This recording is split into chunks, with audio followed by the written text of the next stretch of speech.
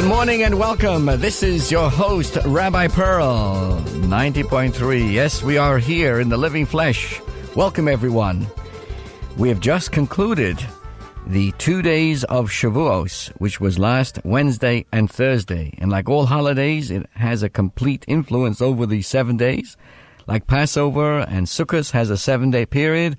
So even though the actual celebration of Shavuos was on Wednesday and Thursday, we are still under the influence and reflective of what we've accomplished on those 2 days. So allow me to share some of the insights of what this is all about. What is Shavuos? I know this is one of the most best-kept secrets here on Long Island. What exactly is Shavuos? Well, it was on this day, on Shavuos, that God gave the Torah on Mount Sinai. On the 6th day of Sivan, in the year 2448, from creation, that would be 1313 before the Common Era, the entire people of Israel stood at the foot of Mount Sinai. There God revealed himself to us and gave us the Torah, his blueprint for creation, and with that came our charter as a holy nation and to be a light unto the nations. Now, giving of the Torah at Mount Sinai, of course, most importantly, is for us to appreciate the study of Torah, what Torah provides for us. The word Torah means instruction. Actually, the actual word Torah doesn't mean book or Bible. It actually means hora, from the root of hora, which means instruction. The Torah and its stories are, in essence, the story of our lives. A spiritual blueprint that's there to illuminate the intricate layers and dimensions of our psychic and our souls. And every event in Torah reflects another aspect of our inner personality.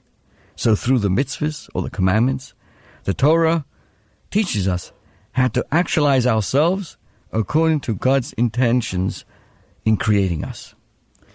And therefore it's so important for us, as we come from Shavuos, to set back, to pause, and to learn, and so to speak, decipher the Torah code, and to disclose its personal message for us.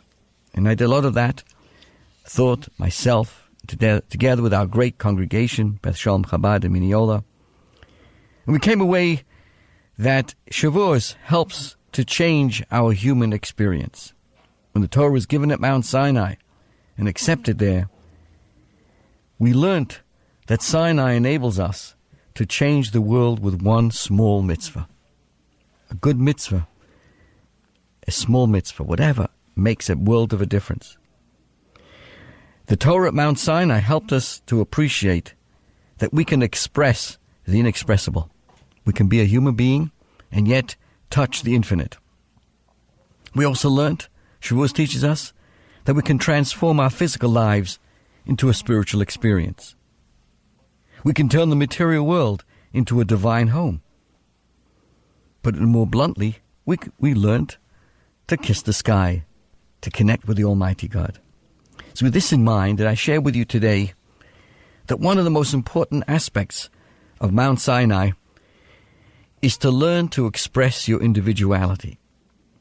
I'd just like to give you some of the highlights of what was expressed yesterday during our morning services. You see, and then we'll go on to explain about one particular individual, Richard Bernstein, who is the only blind state Supreme Court Michigan in the nation and the youngest member of the Michigan's highest court. First, you see, individuality is a noble aspiration. Who doesn't want to be unique? Who doesn't want to stand out? But the truth is individuality actually possible?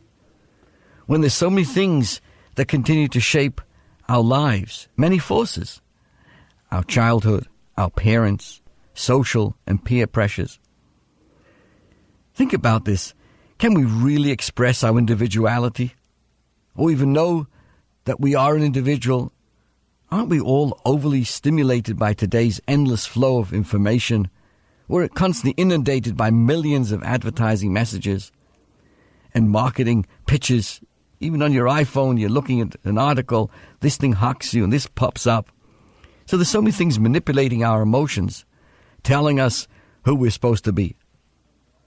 So how can we ever discover our true identity when all of these forces constantly influence our choices? How can we find the courage to be ourselves, not what others want and demand and expect of us? And then, of course, there's another set of questions. Where does religion fit in? What is the role of spirituality in our search for oneself? Religion seems to demand conformity, right? Follow a certain code of behavior, be part of the community, and some even say if you want to be an individualist, that's a threat. That's wrong. But the truth is, does God really want us to lose our identity in the name of faith? Well, just yesterday, we read in great detail one of the most powerful responses to these questions, that we do have the ability to, so to speak, sing our own special song, even if nobody else sings along. And that, of course, is the fact that we do all have a very, very unique individuality. And we read an unusual repetition 12 times of the offerings that the leaders of the 12 tribes brought to the sanctuary. Torah is usually very concise. Every letter is counted for. And here, each of these leaders bring the exact identical offerings. And when the Torah describes them, the Torah finds it necessary to repeat separately each detail of each of these gifts. It ends up repeating the same 35 items listed 12 times. How come? It actually, adds an extra 72 extra verses in this account. Why would this be? The answer is, my dear friends, to emphasize this very point, that each of us, what lies at the heart of this so-called repetition, that even though technically they all brought the same offerings, but each one did it with a unique personality, with a unique passion, with a unique creativity, with special intentions. Think of it like 12 different master musicians playing the same sonata, yet each is doing it with his or her distinctive tone, inflections, and spirit. So the Torah takes pain to emphasize the sanctity of the individual, to show us how faith and religious observance, not about conformity, but quite the contrary. These are the tools of each soul's unique expression. And that's why the Torah goes out of its way to separately record every detail of each of the offerings. So though the offerings were physically the same, down to their volume and weight, each one was completely different. Each one had its own special flavor, because the people who brought them were different. What a powerful thought, that every one of us have the ability to be unique and not just follow along. You see, the truth is, it all depends how you look at life. Our physical, our bodies, everything material in our lives is really driven by self-interest. It's always in the taking mode. Except at times when in order to take, we also have to give a bit. But our souls, our neshamas, are natural givers. Our souls are not bound by or dependent upon what others give us. Every soul, yours and mine, from birth, is saturated with all the skills and the tools we need to make its mark on the universe. And with this, I now transition to share with you about one individual who is making his individual impact on this world. Because it is very, very frustrating, my friends, when we, instead of being givers, we become takers. So to become a giver instead of a taker, we'll have to find the courage to be oneself, to allow our own unique voice to play its own music. Remember this thought. Each of us were born an original. Let's not become a copy. So here goes. Richard Bernstein. He's the only blind state Supreme Court judge in the nation, and he's the youngest member of the Michigan's highest court. He's also an internationally sought-out speaker on disability rights. The judge has more invitations than time to speak about his experiences as a blind attorney, a judge, and an athlete. Listen to this. He's completed 20 marathons and an Ironman triathlon. I hope I've said that right. and that which consists of a 112-mile bike ride, 26.2-mile marathon, and a 2.4-mile swim. Weather permitting, Bernstein laces up a good pair of walking shoes and embarks on a 6-hour walk. He leaves before 6:30 a.m., and by lunch, not only has he walked a ridiculous number of miles, but he has also returned phone calls, prepared for an upcoming speaking engagement, and meticulously reviews court documents over the phone with his law clerk. You see, because Bernstein, Judge Richard Bernstein, is blind, he relies heavily on the assistance of his law clerk. By phone or face-to-face, the two scrutinize files until the judge has committed the details of every case to memory. Each week, Bernstein and other justices review 26 cases and decides whether to grant appeals. Now, in a recent interview, he says that long walks allow me to organize my thoughts and distress. He's 43 years old, and he's been following this routine for 15 years. And he says, jokingly, it's a good thing the battery on my phone lasts forever. You see, Bernstein brings a powerful message of advocacy and inclusion to audiences ranging from government and business leaders to Jewish communities and non-profit organizations. What is his goal? What's his individuality? Is to inspire others to create opportunities by showing the world what a person with a disability is capable of doing when given a chance.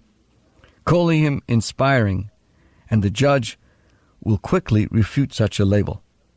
Use him as a measuring stick for others with disabilities, and he quickly becomes uncomfortable.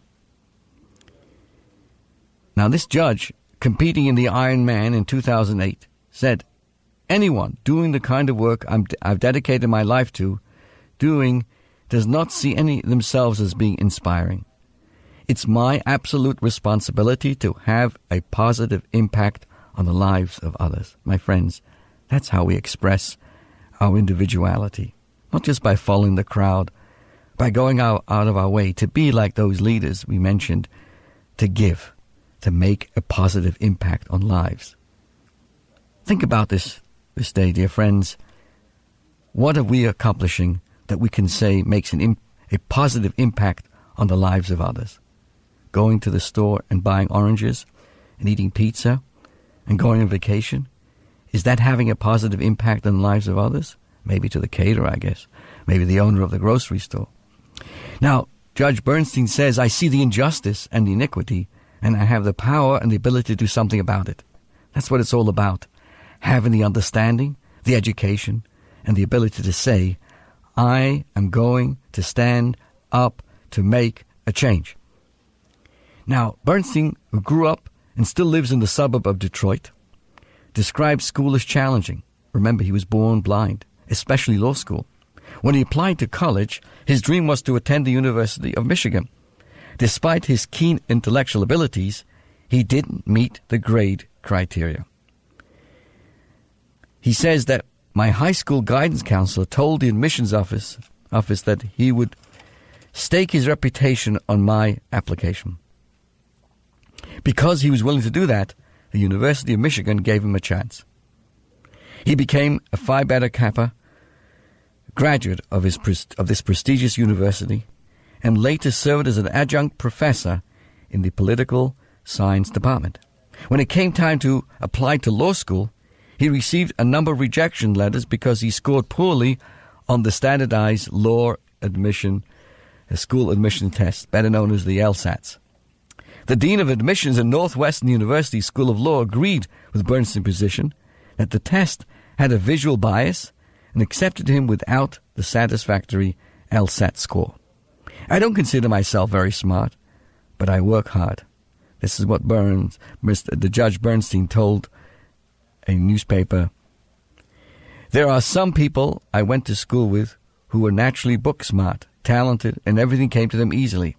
I wasn't like that. For me, nothing is natural. It just comes with incredible effort. Several years later, he would file a case against